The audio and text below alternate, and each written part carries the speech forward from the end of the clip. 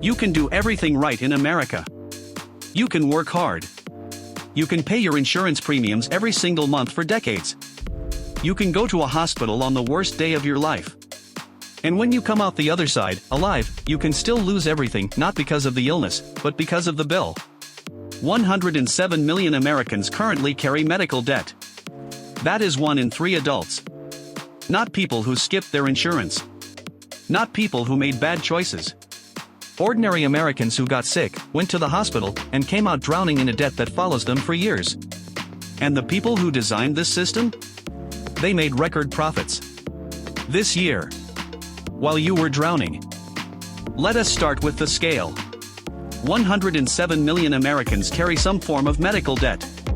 That is larger than the entire population of France, Germany, or the United Kingdom. In just the 12 months before November 2024, 31 million Americans borrowed money specifically to pay their medical bills. Not credit card debt for vacations. Debt they took on to not die. That 31 million people borrowed a combined $74 billion just in 1 year, just to cover what their insurance was supposed to cover. The total outstanding medical debt in this country is at minimum $220 billion. And 73% of Americans say healthcare affordability is a very big problem. That number jumped 16 percentage points in just 2 years.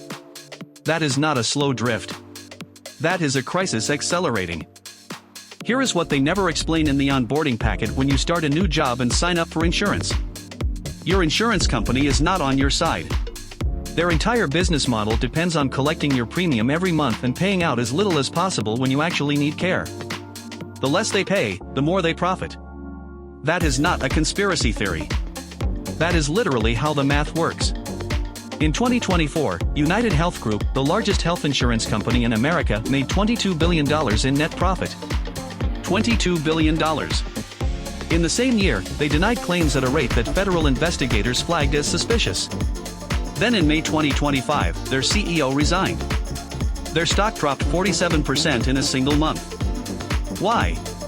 Because investigators found that Medicare Advantage patients, elderly Americans who thought they were covered, had their costs systematically underestimated. The insurer had been engineering the numbers to maximize government reimbursements while minimizing what they actually paid out. They built a machine designed to take your money and give you as little care as possible in return. Let us talk about claim denials, because this is where the machine really shows itself. Insurance companies in America deny between 17 and 30% of all claims depending on the plan. 17 to 30%. 1 in 6 times you go to the doctor for something your plan supposedly covers, they say no. And here is the part that should make you furious. When patients appeal those denials, when they fight back and push through the paperwork and the phone calls and the letters, more than 40% of the time, the insurance company reverses course and pays. Which means they knew. They denied a claim they should have paid, hoping you would not fight back. And most people do not fight back. Because they are sick. Because they do not have the time. Because the system is designed to exhaust you into giving up. This is not a bug in the system. This is the system. Now let us talk about hospitals, because they are not innocent in this either. If you have ever received a hospital bill and wondered why a single aspirin costs $37, here is your answer. Hospitals have 2 prices for everything. The chargemaster price, the sticker price, which is what they bill your insurance. And the negotiated rate, what insurance companies actually pay after private negotiations. These negotiations happen in secret. You are not allowed to know what your hospital charges your insurance company versus what they charge someone without insurance. In 2021, a federal rule forced hospitals to publish their prices. Most hospitals ignored it. The fines for non-compliance were $450 a day, a rounding error for any major hospital system. So they just kept their prices secret. Meanwhile, hospital executives collected multi-million-dollar salaries. The CEO of HCA Healthcare, the largest for-profit hospital chain in America, made $21 million in 2023. In the same year, their patients accumulated billions in outstanding medical debt. Here is the part of this story that almost never gets told. Medical debt is not hitting everyone equally. Black Americans carry medical debt at nearly twice the rate of white Americans, 13% versus 8%. When it comes to actually borrowing money to pay for healthcare, Black Americans are more than twice as likely to take on that debt compared to white Americans. 23% versus 9%. Adults with disabilities carry medical debt at more than double the rate of non-disabled adults. Low-income Americans, people who are already stretched thin, are forced to choose between food and prescriptions, between rent and a hospital visit. The people this system hits hardest are the people who can least afford it. That is not a coincidence. That is how it was built. And then there is pharmaceuticals. Because if insurance and hospitals were not enough, there is an entire separate machine designed to extract money from sick Americans. The United States pays 3 times more for prescription drugs than any other developed country. 3 times more. For the exact same pills, manufactured by the same companies, in the same factories.